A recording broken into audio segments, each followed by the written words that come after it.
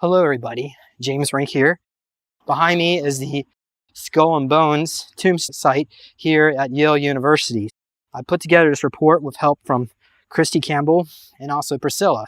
I'm going to begin with that Christy Campbell believes that she is Robin, the deceased daughter of George Bush Sr., and this is based in part on her interactions with him.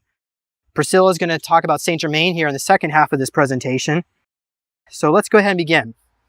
So behind me here at Yale University in Connecticut is the Skull and Bones Secret Society tomb site, which was built in 1856 and expanded in 1903. This place was used for ceremonial black magic, blood magic as well. Skull and Bones was called the Brotherhood of Death because they used necromancy to evoke the dead in order to take on the power of demonic entities. Skull and Bones was founded in 1832 here at Yale University. The society's vouch consists of a skull with crossed bones and the number 322 in the missing lower jaw. 322 was the year the Greek orator Demosthenes died. He sought to disband the democratic government of Greece and install a plutocratic rule in which only the rich would rule. A total of about 2,800 lifetime bonesmen have been created from this society. There are also a few women, but it's mostly men. Among prominent alumni include former Presidents William Howard Taft, George H.W. Bush, and George W. Bush. In the 2004 U.S. presidential election, both Democratic and Republican nominees were members of Skull and Bones. Each person would be given a nickname. George Bush Sr. was known as Magog. This title in Skull and Bones is given to those who have the most sexual experience. And Gog, G-O-G, refers to those who have the least sexual experience. Bush Jr. was nicknamed Temporary as he never chose a final name. Bush Sr., who held a more powerful demon inside of him, was known as Magog. But Bush Jr. was a clone and was only able to support a low-level demon. Many people in Skull and Bones went to the CIA because Bush Sr. ran the organization. In the tomb behind me here, there's a grandfather clock that is kept 5 minutes faster than normal time. It is known as barbarian time. Bonesmen want to think they operate out of time so they can let their guard down and do as they will. The organization would dig up bones of powerful heroes like Geronimo and then merge it with powerful demonic entities. The ceremony would involve necromancy where they would conjure up a powerful demon at this graveyard place. They would dress up the skull and bones and then kiss and touch it to make it come alive. Then have sex with it in a coffin. The person conducting the ceremony would put his blood and sperm into the skull, and then everyone drinks of it and hallucinates. Initiates would get into a coffin with a skeleton dressed up with a scarf, and around the coffin would recite an invocation inviting the demon spirit in. When the man comes out of the coffin, he will look different, as if he was taken on the form of a demon. He would stand up and behave differently and scream and roar. The high priest magician doing the ceremony will call out the demon's name. The demon will respond and do as instructed by high priest magician. At the ceremony, Aleister Crowley and Anton LaVey were initiates at these ceremonies. Every man in the Skull and Bones would have had the opportunity to lay in the coffin and invite a demonic entity to take over their mind and body. The priest then tells the demon to rest until called upon, and they would bring back the original host to the body. They would then come out of the coffin possessed. Other initiations would also include electroshock and drownings to reinforce traumas from the childhood that they usually had in their elite family members, so usually they were groomed already before coming into Skull and Bones.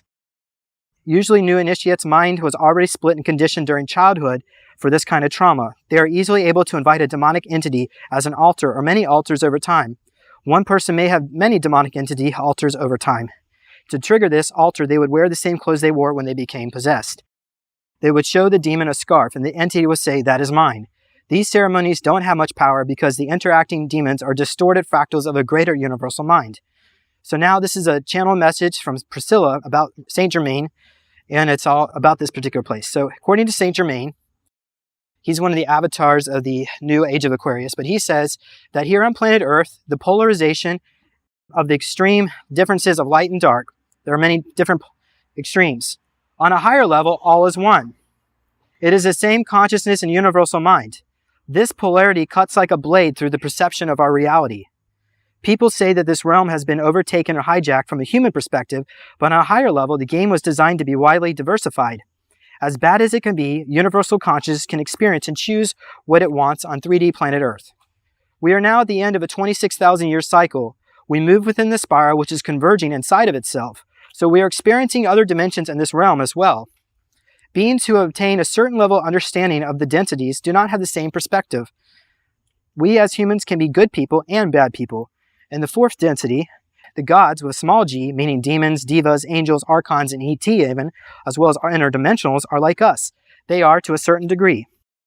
These multidimensional beings with different aspects can express themselves in many ways simultaneously, such as their interactions with human groups like Skull and Bones. Some people will cling on to the perspective of the third dimensional realm. Secret societies, occultism, and hidden knowledge is not good or bad, but because it was used for slavery, control, chaos, and destruction on our planet, it became perverted. Black magic is a very ancient force. It even goes back to the Dark Elves of Orion. The purity of black magic has declined throughout history because it's been used in distorted, inverted ways, and true knowledge has been lost throughout the centuries. Now, black magic and all the hidden narratives are all being exposed to the public and human collectives so that humanity can choose their own path. In this specific time of history, we are going through an up-leveling of photonic light streaming through your sun that is increasing the potentiality of magic and our ability to interact with the unseen.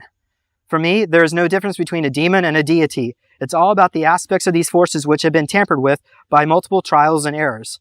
Interactions have been defiled by many different factions. The demons that interact with Skull and Bones with inverted black magic and their ritualistic possessions are very shallow, limited, and lower-level astral beings that are fractals of fractals. These beings are like a hungry ghost using lesser humans to try to regain their power.